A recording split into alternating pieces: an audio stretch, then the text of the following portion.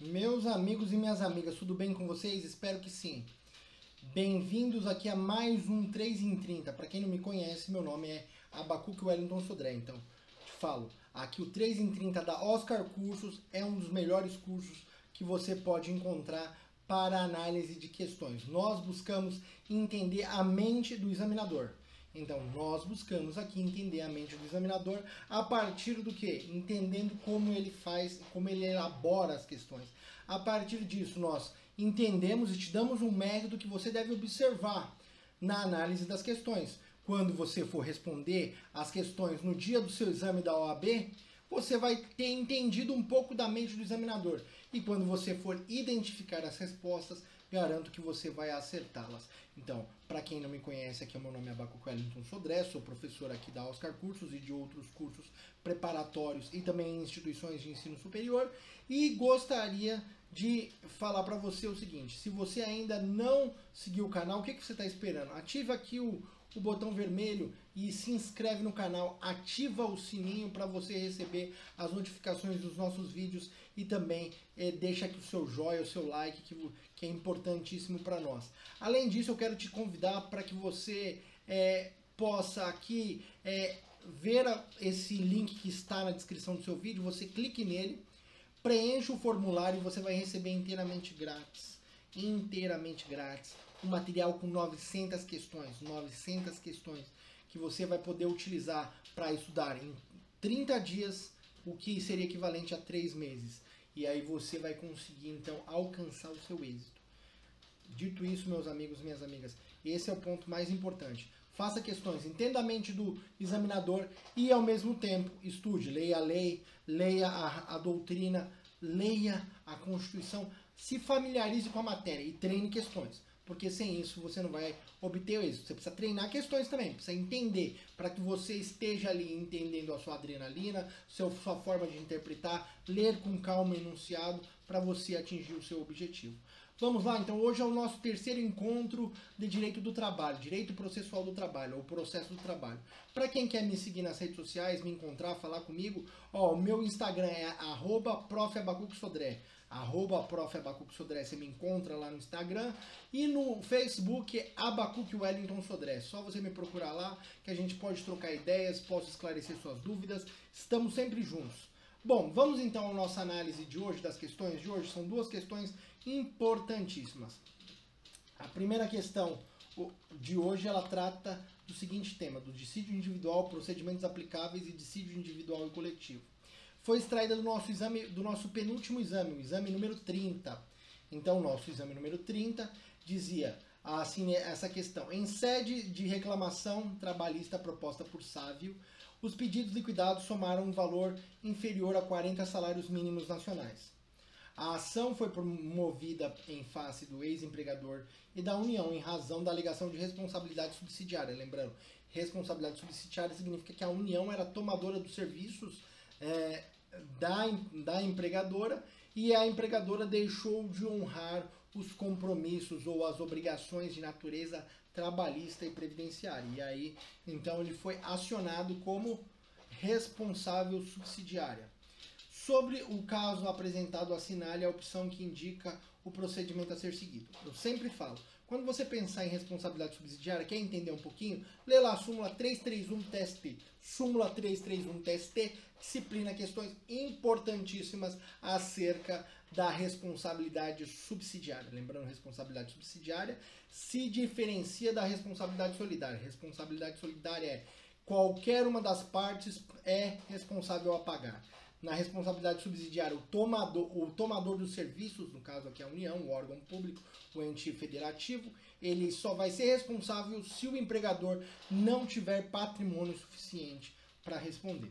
Pois bem, a partir desses conceitos, o que é importante que o teu examinador está querendo te perguntar? Ele vai falar do rito. Então aqui você pode lembrar rito sumaríssimo, rito ordinário. O que estabelece a CLT a esse respeito? Vamos lá, quais são as alternativas que ele também apresenta a respeito desse caso? A ação correrá no rito sumaríssimo pois cabível o rito especial para qualquer... Não correrá, a ação correrá sobre o rito sumaríssimo, pois o rito especial para qualquer parte da Justiça do Trabalho, desde que o valor da causa seja compatível. Tá falando, ó, desde que seja compatível, seria o rito sumaríssimo. A ação correrá pelo rito ordinário, porque, em que pese o valor da causa, figura o ente de direito público no polo passivo. C. A ação correrá pelo rito ordinário, mas, caso a primeira ré não seja encontrada, não será possível realizar a citação por edital em vista da segunda ré ser a união. D. A ação correrá pelo rito sumaríssimo e, em caso de prova testemunhal, cada parte terá direito de ouvir 3 testemunhas. Qual seria a resposta correta? O que o seu examinador quer saber de você nessa questão? Ele quer entender, então, é uma ação que tem responsabilidade subsidiária do ente federativo União, e a ação ela tem como valor da causa, então, deduzidos os pedidos, ela tem como valor da causa valor inferior a 40 salários mínimos. E o que o seu examinador quer saber de você? Ele quer saber que você tem atenção ao artigo 852-A da CLT. Então, o artigo 852-A da CLT enuncia que os dissídios individuais, ou seja, as reclamações trabalhistas, cujo valor não exceda 40 vezes o salário mínimo vigente na data do ajuizamento da reclamação, ficam submetidos ao procedimento sumaríssimo. Aqui, então, você, no artigo 852-A, incluído pela Lei 9.957 de 2000, então, Lei 9.957 de 2000 incluiu o artigo 852-A, dizendo que os dissídios trabalhistas, em regra, que sejam inferiores, que tenham um valor da causa inferior a 40 salários mínimos, são regidos pelo processo sumaríssimo. Então, aqui você tem a regra.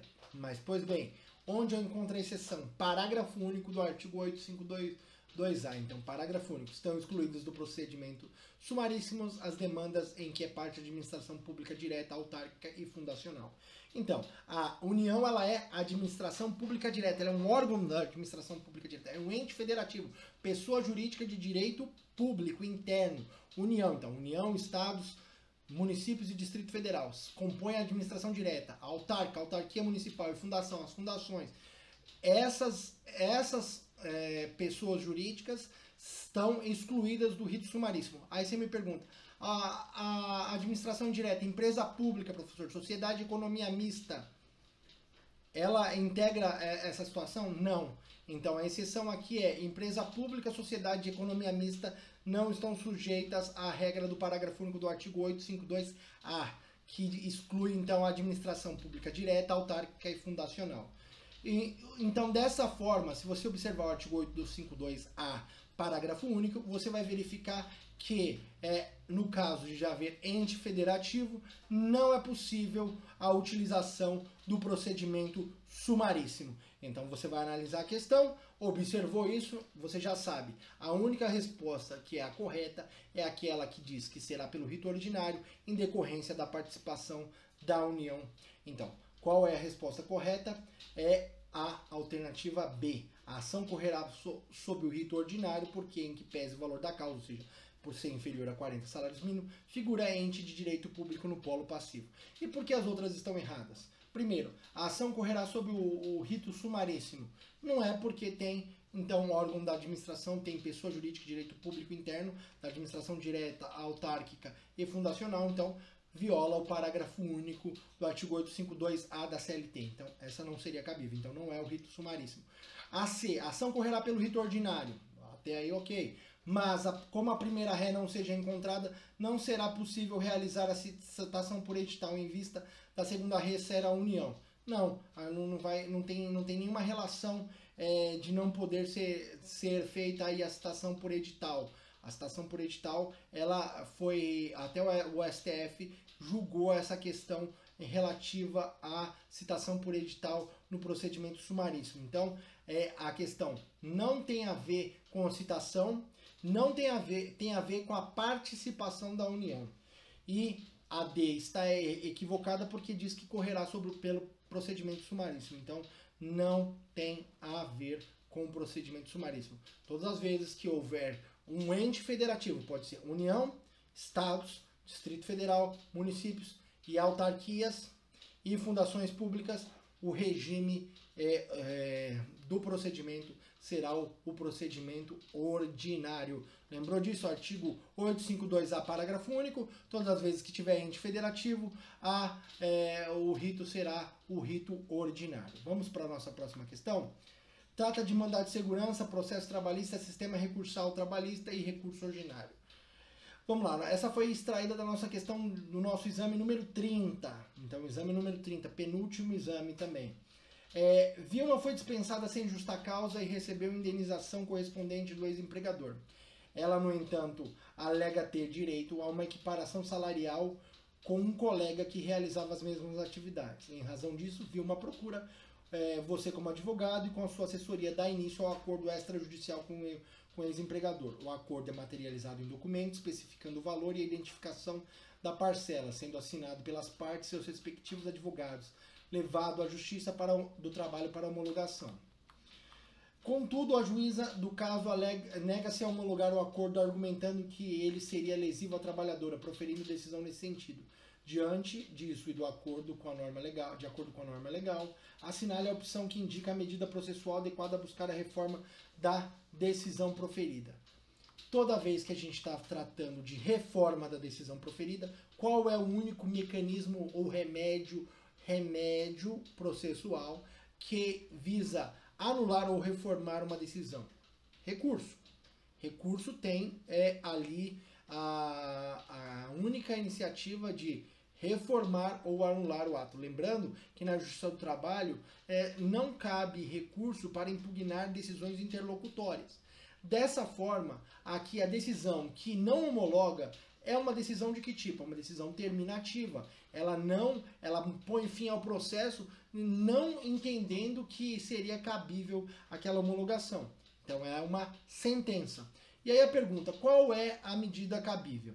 Não há medida cabível por se tratar de decisão interlocutória. A decisão que se nega a homologar o acordo é interlocutória? Não, ela é terminativa, ela rompe o processo, ela termina o processo sem ali conhecer o mérito da questão.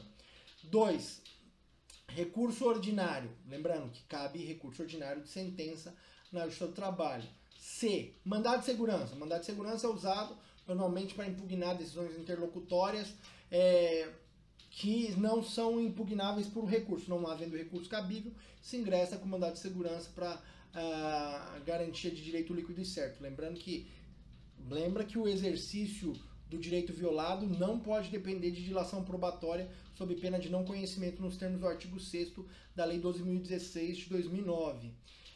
E também a letra D, novo pedido de homologação de acordo idêntico, mas agora dirigido para outra vara. Não, porque senão vai dar litispendência, 2 processos de homologação iguais não são admitidos. Então, se nós pensarmos que não é uma decisão interlocutória e então ela não seria, não haveria recurso cabível, ou não seria mandado de segurança, porque não é uma decisão que não possui um recurso, e aí caberia mandado de segurança, não é esse caso, e também não é caso de litispendência, não é caso de pedir uma nova homologação.